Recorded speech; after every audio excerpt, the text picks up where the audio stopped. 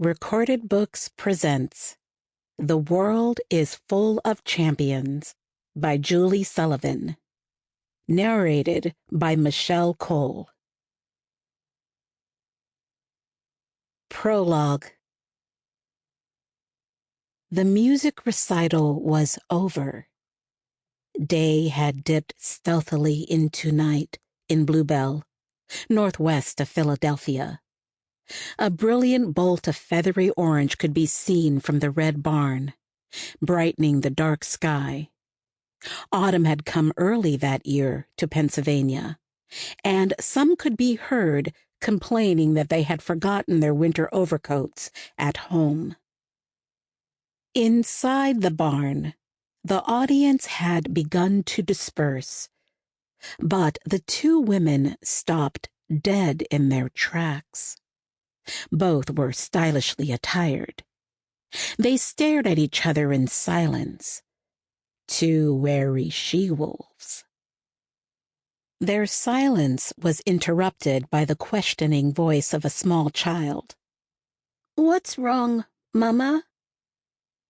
One of them finally stepped forward.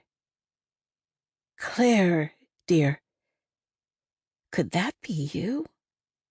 Georgia asked. Part 1. Chapter 1. Until recently, grief had always been no more than a bit player in her life. A backwoods country girl until her family migrated north, Betty Smythe had always taken life in her stride, both the good and the bad. But she found a way to embrace the good more often, like savoring maple syrup on a stack of flapjacks. And that made life sweet and true. And for many years, laughter, summer barbecues, and family gatherings consumed her days. Things were happy and grand. It wasn't really until grief seeped into her world, crawling under the floorboards and entering her soul, that she realized her life had begun to wither on the vine. Still, she was determined to embrace the good wherever she could.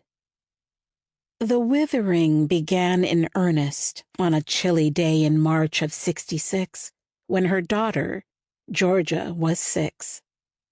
Mrs. Whitman had allowed Betty to leave work early to get to the Sojourner Truth Elementary School's kindergarten to see Georgia in her school play.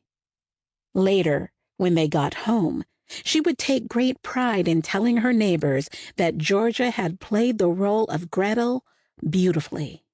She spoke loud and clear, and she didn't forget any of her lines, she told them proudly, before going on to describe Georgia's costume, a red felt dress with a white bib that Betty had made herself. And her long, black cornrowed braids with golden beads at the end just dazzled the audience. There's no other word for it. "Well," her neighbors said in one way or another, "you can do some hair. We do know that." Everyone within a 5-mile radius of where they lived in West Philly knew that Betty was the expert behind her daughter's long, carefully braided tresses. When the play ended and the applause had died down, Georgia bounded from the stage and ran straight into her mother's arms. "Where's Daddy?" she asked, looking past her mother at clusters of moms and dads. "Your daddy wanted to make it, but he couldn't," Betty said. "You're a big girl, Georgia. You know your daddy has to work." Jimmy Smythe always left for work in the mine before sunrise, and Betty made it her business to wake up even before he did.